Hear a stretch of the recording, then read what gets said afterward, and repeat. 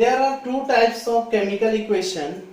First is balanced chemical equation and second is unbalanced chemical equation. ठीक है, balanced chemical equation और unbalanced chemical equation क्या होता है इस चीज को हम समझेंगे. ठीक है, पहले हम एक एग्जांपल लिख रहे हैं, आप इस एग्जांपल को देखिए, उसके बाद मेरे को बताइएगा. ये एग्जांपल देखिए, ध्यान से देखिए इस एग्जांपल में. ठीक, एग्जांपल क्या है उस चीज को समझते हैं. Zn plus H2SO4, Zn plus H2SO4. Zn जो होता है हमारा Zn ये सॉलिड के फॉर्म में होता है. ठीक है, प्लस H2SO4 जो है ये एक्वस के फॉर्म में होता है. तो क्या बनता है, ये हमारा बनता है ZnSO4 aqueous plus hydrogen gas. ZnSO4 aqueous plus hydrogen gas. ठीक, अब थोड़ा देर के लिए यहाँ पे ध्यान से देखना. ये Zn solid plus H2SO4 aqueous क्या बना, ZnSO4 प्लस H2. ये इस तरफ वाले को, इसको हम लोग बोलते हैं रिएक्टेंट. क्या बोलते हैं, रिएक्टेंट. ठीक है, और ये जो हमारा है इसको बोलते हैं प्रोडक्ट. इसको बोलते हैं प्रोडक्ट. ये हमारा रिएक्टेंट है और ये हमारा क्या है, प्रोडक्ट है. ये हमारा रिएक्टेंट है, ये हमारा प्रोडक्ट है. तो अब थोड़ा देर के लिए देखिए, अगर हम बात करें in reactant side, in reactant side. ठीक है, इन रिएक्टेंट साइड देखिए, अगर हम रिएक्टेंट साइड में बोले कि नंबर ऑफ Zn एटम बताइए, Zn एटम, तो आप क्या बोलिएगा, रिएक्टेंट के तरफ देखिए, रिएक्टेंट के तरफ जिंक का कितना एटम है, 1 है, तो number of zinc atom is equal to 1 हो गया. ठीक, अगर हम पूछे कि नंबर ऑफ सल्फर एटम बताइए, सल्फर, ये तो जिंक एटम था, सल्फर एटम, तो सल्फर यहाँ पे कितना, देखिए सल्फर कितना, देखिए 1 है, यहाँ पे 1 है. ठीक है, अगर हम पूछे कि नंबर ऑफ ऑक्सीजन एटम, तो ऑक्सीजन एटम का संख्या कितना,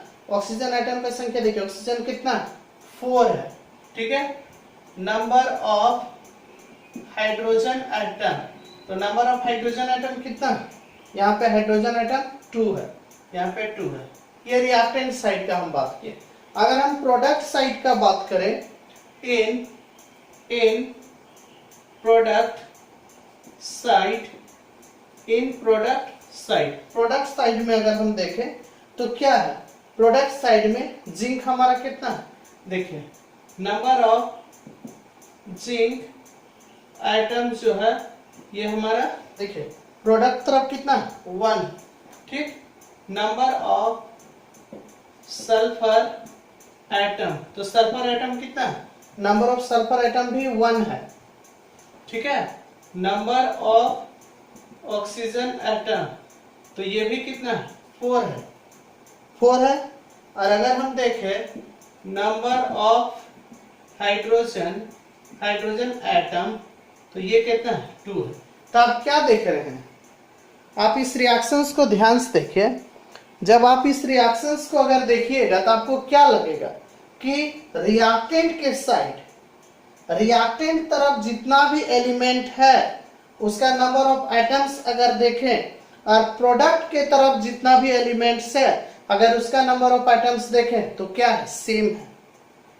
अगर कोई इक्वेशन है तो उसको हम लोग बोलेंगे बैलेंस्ड केमिकल इक्वेशन. बैलेंस्ड का मतलब ही होता है, बैलेंस्ड का मतलब हो गया कि जो नंबर ऑफ एटम्स है डिफरेंट एलिमेंट का, और रिएक्टेंट के साइड और प्रोडक्ट के साइड दोनों तरफ क्या होना चाहिए, इक्वल होना चाहिए.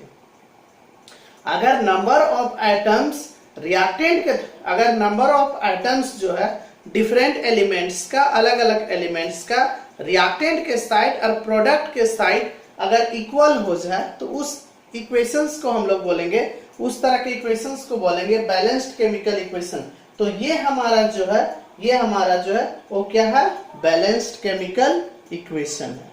मतलब आपको समझ में आ गया होगा कि बैलेंस्ड केमिकल इक्वेशन में क्या होता है कि रिएक्टेंट के साइड और प्रोडक्ट के साइड जो डिफरेंट एलिमेंट्स है उसका एटम्स क्या होना चाहिए, सेम होना चाहिए। अगर एटम्स का संख्या अगर सेम है, इसका मतलब वो जो हमारा इक्वेशन है वो कैसा है, बैलेंस्ड है। तो इस इक्वेशंस को हम लोग बोलेंगे बैलेंस्ड केमिकल इक्वेशन। ठीक है, तो चलिए इसका डेफिनेशन लिखते हैं क्या होता है। तो इन balanced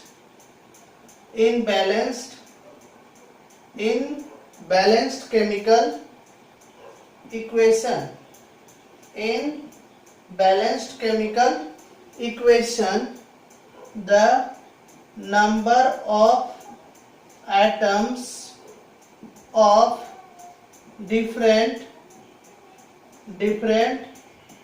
elements are equal.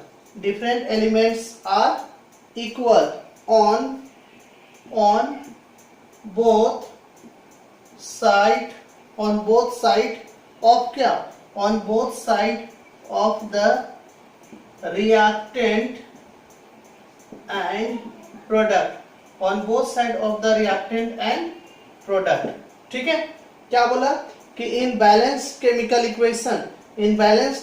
equation the number of atoms of different elements are equal on both side of the reactant and product, on both side of the reactant and product। मतलब reactant के side और product के side दोनों तरफ अगर different elements का जो atoms है अगर सेम रहेगा तो उस इक्वेशंस को हम लोग बोलेंगे balanced chemical equation.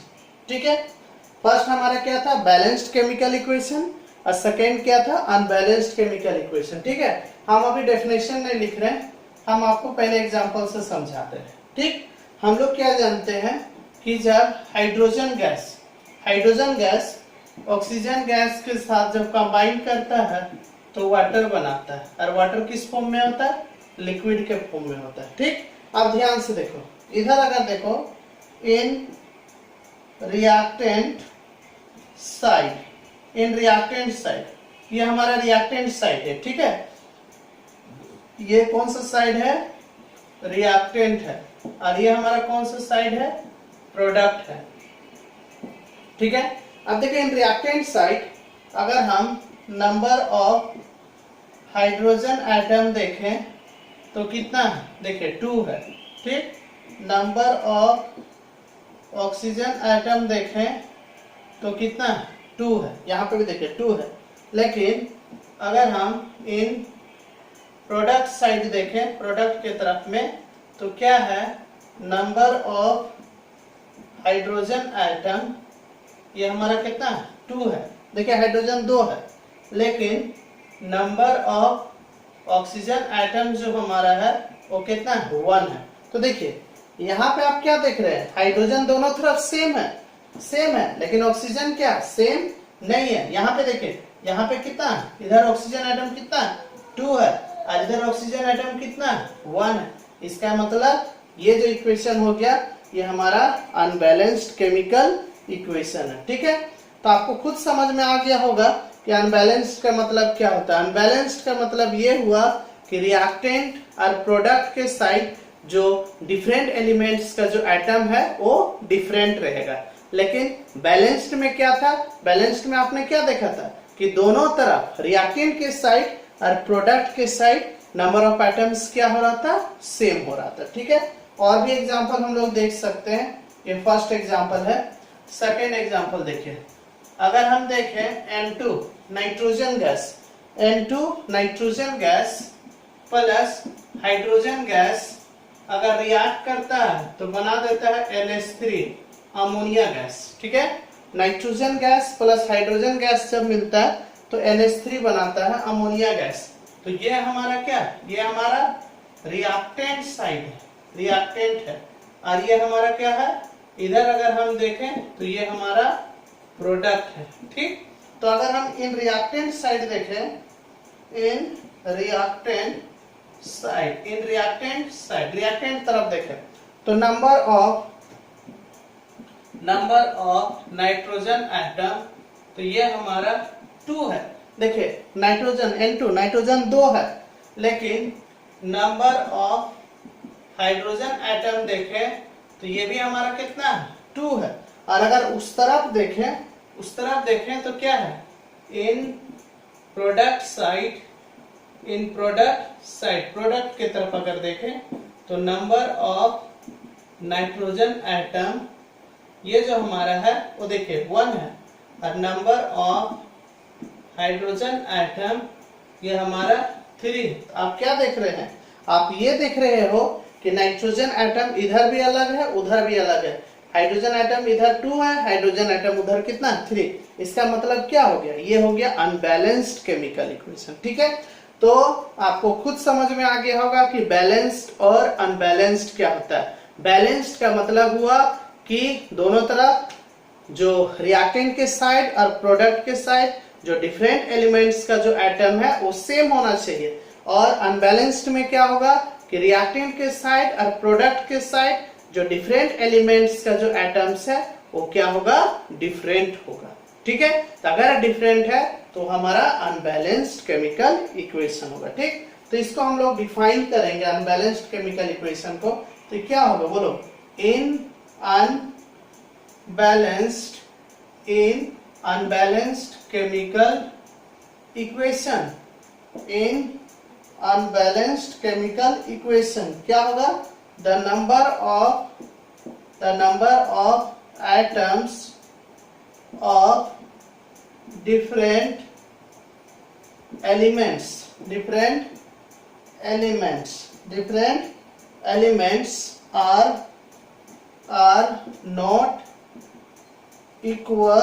are not equal on both the side of reactant and product। देखिए क्या बोला, in unbalanced chemical equation the number of atoms of different elements are not equal on both the side of the reactant and product। इसमें क्या होगा कि unbalanced में क्या होता है कि जो डिफरेंट एलिमेंट्स का जो एटम है वो रिएक्टेंट के साइड और प्रोडक्ट के साइड इक्वल नहीं होता। आप यहीं पे देख लीजिए, यहाँ पे देखिए नंबर ऑफ हाइड्रोजन एटम 2 है, यहाँ पे नंबर ऑफ हाइड्रोजन एटम 2 है। ठीक है, वो ठीक है, लेकिन यहाँ पे देखिए ऑक्सीजन एटम हो गया 2 और यहाँ पे ऑक्सीजन एटम कितना हो गया 1, मतलब ये हो गया अनबैलेंस्ड केमिकल इक्वेशन। ठीक है, तो उम्मीद करते हैं ये दोनों टॉपिक समझ में आ गया होगा। चलिए, before that pause the video and write down. Next topic is balancing of chemical equations. Balancing of chemical equations, इससे पहले का टॉपिक में हम लोग देखे थे टाइप्स ऑफ केमिकल इक्वेशंस में क्या देखे थे कि there are 2 types of chemical equation. First is balanced chemical equation and second is unbalanced chemical equation. in balanced chemical equation the number of atoms of different elements on both the sides of chemical reaction are equal। ठीक है, और उसमें equal था तो उसको balance करने का कोई जरूरत नहीं था। लेकिन हमने क्या देखा कि जो अनबैलेंस्ड केमिकल इक्वेशन जो था उसमें डिफरेंट एलिमेंट्स का जो एटम्स था और रिएक्टेंट के साइड और प्रोडक्ट के साइड डिफरेंट था। तो अब हम लोग क्या करेंगे कि उसको इक्वल करना चाह रहे हैं। तो इक्वल करने का जो प्रोसेस है, जिस मेथड से उसको इक्वल किया जाता है, उस प्रोसेस को बोला जाता है बैलेंसिंग ऑफ केमिकल इक्वेशन। देखिए क्या है, the method of making the number of atoms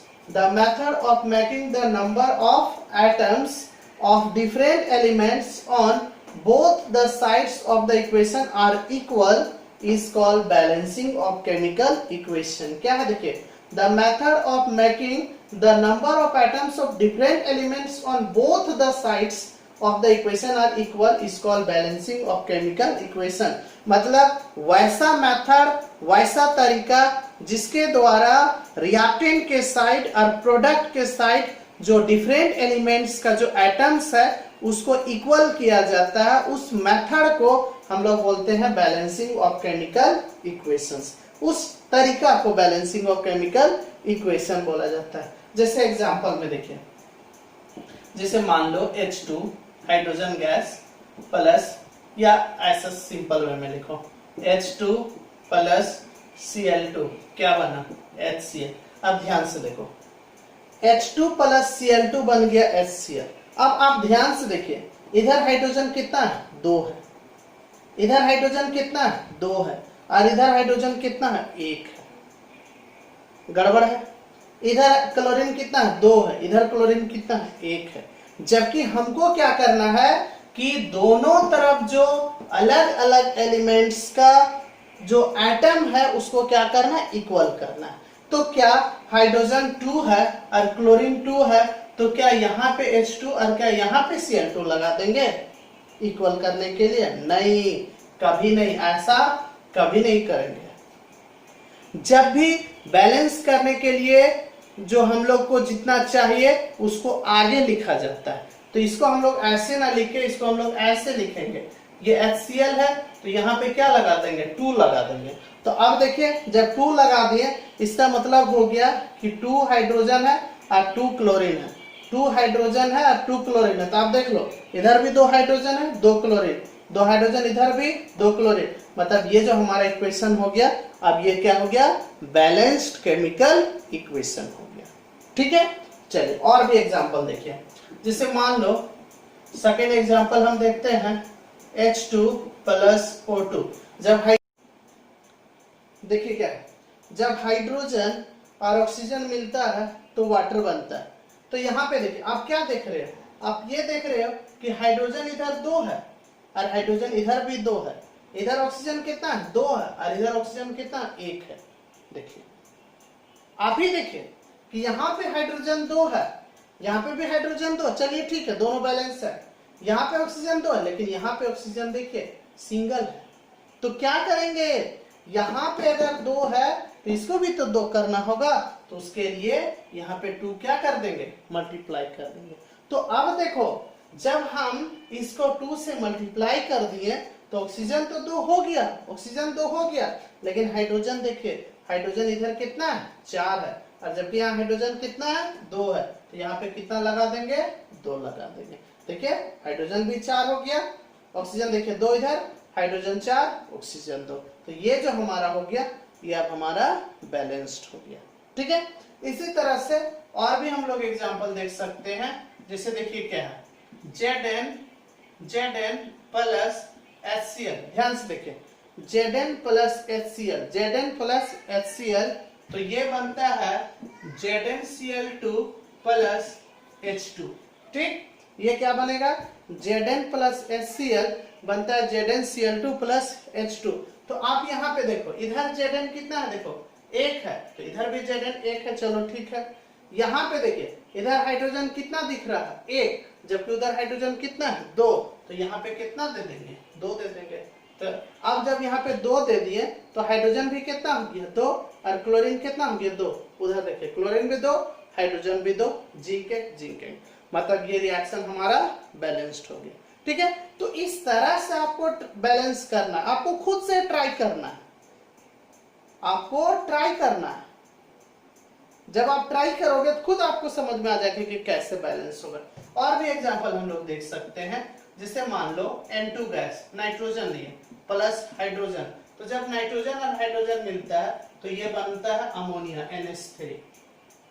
ठीक, आप देखिए, आप यहाँ पे क्या देख रहे हैं? देखिए, इधर क्या देख रहे हैं? नाइट्रोजन कितना देख रहे हैं? 2, जबकि यहाँ नाइट्रोजन कितना है? 1 है। एकदम देखिए, नाइट्रोजन इधर कितना है? 2, जबकि नाइट्रोजन इधर कितना? 1। तो कुछ नहीं करना, यहाँ पे 2 लगा दीजिए, तो हो गया नाइट्रोजन 2। अब नाइट्रोजन जब आप 2 कर दिए तो हाइड्रोजन देखिए कितना? हाइड्रोजन पहले से 3 था, हाइड्रोजन पहले से 3 था, और 2 मल्टीप्लाई हो गया तो कितना हो गया? 6, जबकि हाइड्रोजन इधर कितना है? 2। यहाँ पे कितना लगा देंगे? 3 लगा देंगे। तो इस तरह से ये बैलेंस हो जाएगा। ठीक है, तो ये आपको खुद से ट्राई करना है। चलिए, और भी अगर आपको देखना है, जैसे मान लो NaCl प्लस AgNO3, ये बनता है AgCl प्लस NaNO3। अब इसको थोड़ा ध्यान से देखो, NaCl प्लस AgNO3 बना AgCl प्लस NaNO3। देखो Na1 Cl1 Cl1, Ag1 Ag1, nitrogen 1, oxygen 3। तो ऑलरेडी ये पहले से बैलेंस्ड है। Already this equation is balanced. तो ये इक्वेशन ऑलरेडी बैलेंस्ड है। तो जब इक्वेशन बैलेंस्ड है तो इसको बैलेंस्ड करने का कोई जरूरत नहीं। कभी कभी बोर्ड में ऐसे भी क्वेश्चन दे देता है कि बैलेंस रहेगा, क्वेश्चन पहले ही से बैलेंस रहेगा, अब बोलेगा आपको बैलेंस करना है। तो वैसे केस में आपको कुछ नहीं करना है, ये ऑलरेडी देखिए पहले से बैलेंस्ड है। तो जब बैलेंस्ड है पहले से, तो इसको हम लोग को बैलेंस करने का कोई जरूरत नहीं है। ठीक है।